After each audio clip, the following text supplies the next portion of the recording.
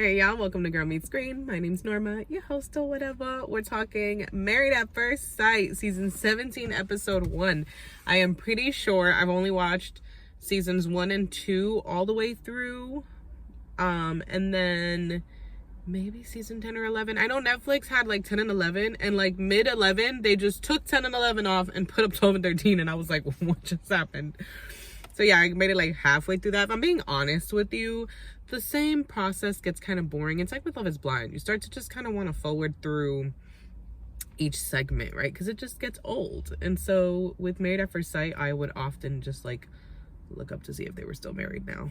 But I didn't do that with this group. I don't know if they'd show it because it just started. But anywho, jumping right into episode 1, we start off with Michael, our jilted groom. Now, I feel like we're being clickbaited. I feel like Shorty gonna pop up, like they're gonna get married or like something. I don't know, because I got a lot of questions. A lot of people are like, why would they show Michael but she doesn't have to be shown? And I'm like, I'm sure something's coming. Also though, if she doesn't get shown, I really hope that it was Michael who insisted on him being on this show, because if they in any way sat there like encouraging him to let them like play his stuff, like just no. So I really hope that it was him who was like, I want my story heard, you know, woo, which he seems like the type who would. So let's hope so, because that crown and sword, baby, that crown and sword. And he knows though. He knows. He said he's an acquired taste. I agree.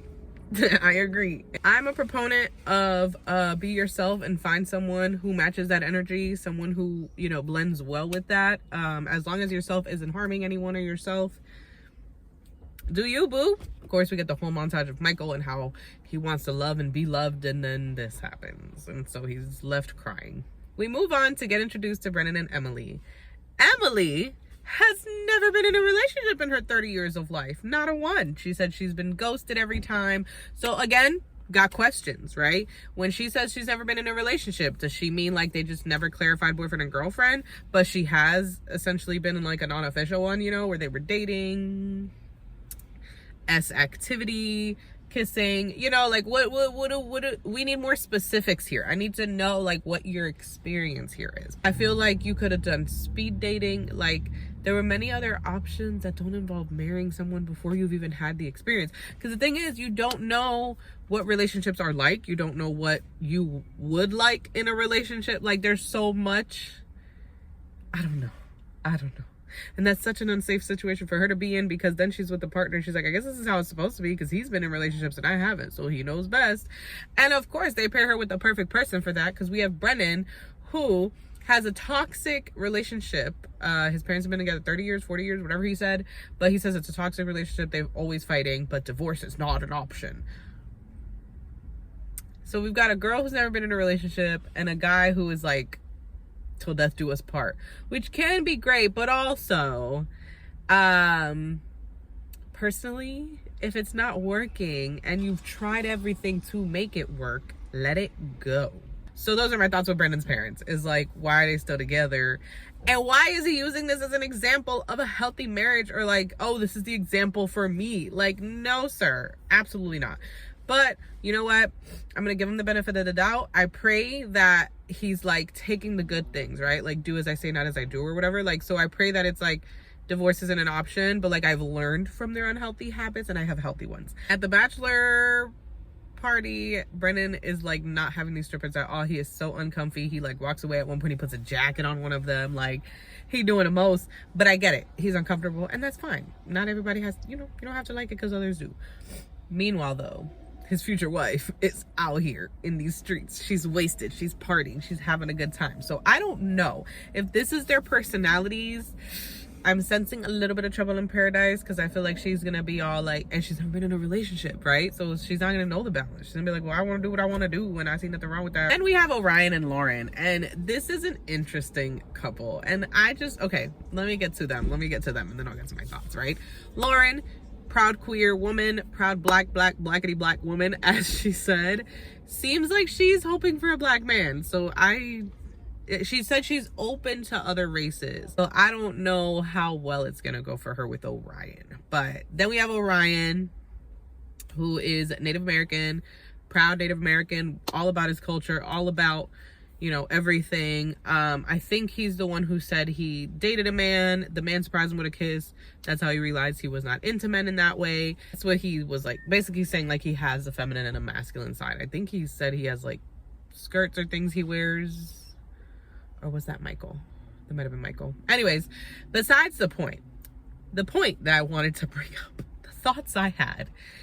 Did the experts match them together just because they're both proud of their own cultures and because they're queer? Or well, she's queer and he has experimented, so it's like, perfect, you know, like the way they match people, you're just like, stop. Like, oh, she's fun and loving and he's super serious, so they're gonna be the perfect balance. Like, you don't know that's how that'll go. They might be looking for somebody just like them to live that kind of life, and now you done blended two people together in marriage, in legal marriage, to deal with this shit. She trying to go out and he's like, no, and she's like, I don't care, and he's like, well, fuck. Like, and now look at what we doing. Lauren also lost her mom, so we are getting a lot of emotional moments with her with that. I can imagine that that's a lot, like with your parent not being at your wedding on top of like it happening this way. So like she's trying on two dresses, she can't decide, she starts crying because she's like, my mom would know which one, you know. And they're like, well, you know your mom, you were so close, like you know her so well, you know which one she'd choose. I don't know, man, we're gonna see how these two work. I feel like she's not gonna be into him, if I'm being really honest, but we shall see. Next up we have Austin and Becca. Now listen, Austin's mama is not having this. Austin's mom is like, what are you doing? You ain't ready. This is crazy. I ain't with the shits at all. He has them meet back up with him basically to tell them, I guess he told them that he entered and now he's telling them they found me a partner, it's happening. And he was like, you know, I know you guys were worried before, where are you at now? And his mom's like, I'm still worried. I'm still very much worried. I'm still very much feeling the exact same way I was back then. Like, woo. His mom's going in. She said, you're not ready. Like, you're this, you're that. And he himself is like, I know that I'm indecisive. I can be indecisive or something like that. And so I know my parents know that, so they're worried. He said something, but it was like all the red flags here. I feel like he's going to get into this. They're going to struggle a bit. And he's going to be like, oh, not interested. I want to go. We have Becca. She's quirky. She has pink hair. I didn't mean to say those together, so it sounded like I was making fun of her being quirky or something, but she is. She's quirky, she's different, she's fun. In that sense, I think they'll be like a fun fit.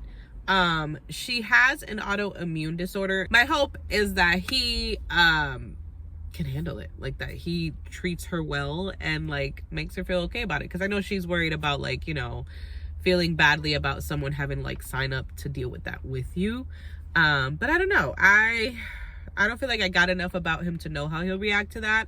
I am hoping that the experts took that seriously. It's hard because, you know, it's all about drama. It's like all about how, you know, ratings, like, it's all about ratings and drama and all that good stuff. So I just hope that with things as serious as like an autoimmune disorder or anything like that, that they're, you know, not using that as like, ooh, you know, like good television, and that like somewhere in his interview they knew that he would deal with that well. I don't know, but I'm hoping for them that it works, for Becca's sake specifically. So Cameron is not from the US. He moved to the US away from his parents. He has like pseudo parents, I don't know if that's the right term, but I think they were like friends of his parents somehow, and they kind of have taken him in the sense of like, you know, they're there if he needs them, to talk to them about anything. And so he tells them what's going on. The dude is all about it, right? He's like YOLO. Basically, his pseudo dad is like YOLO. His pseudo mom is like, I don't know, but like, hey, I mean, obviously I'm hoping it goes well for you. They have a fun dynamic, so I'm interested to see like how this goes. I'm blanking on like personality traits of Cameron's, other than he's not from the US and he got pseudo parents. So I don't know, we'll see what's the tea there. Then we have Claire. She is a therapist, and her backstory, bless her heart, she was a quadruplet. I think that's how you say it. She was a quadruplet. One of her brothers passed away to unaliving himself. From the looks of it, it seems like they were a lot older, so either teenagers or adults. So I can't imagine that, like having someone in your life that, I mean, I couldn't imagine that with my siblings. Oh my God, I'm gonna start crying. But, oh no. So I feel, I can't imagine. And so I think she was like already going to school for therapy, but that's for her, that solidified like that want to help, you know, prevent that for other people. Because she feels guilty. She feels like she missed the signs and things like that. And it's just, anyways, yeah, I'm like fully blanking on personality traits for them, or like, oh, I think this could work or not work. They both seem like nice people, so it seems like it can. That's what I got for y'all. All right, so lastly, bachelorette, bachelor party.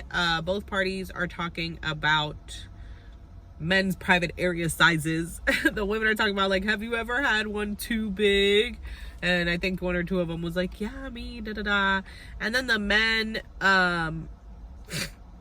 Orion is like, yeah, I hate when it hurts or something. And they're like, what?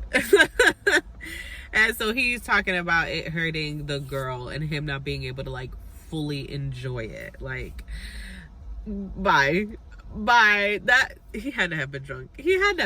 Like, why are we talking about your size in here? What, like, for what? But I mean, hey, go Lauren. Yay, Lauren. So yeah, that bachelorette, bachelor parties, very interesting. Looks like they were having a grand old time. They had a few people who were like, I'm in the cut. But seems like they enjoyed these bachelorettes and bachelor parties. And the episode ends with Brennan and Emily's wedding.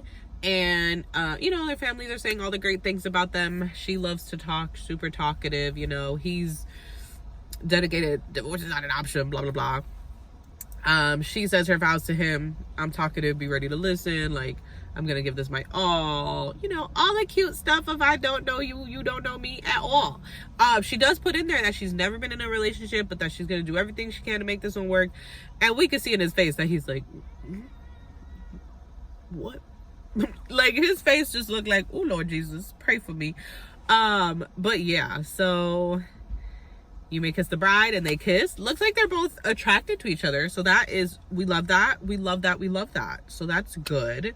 I'm very interested to see in how their relationship goes, because she's never been in one. And then he's so like, this has to work. Like, I don't know. Something about that mix spells trouble to me, but we'll see.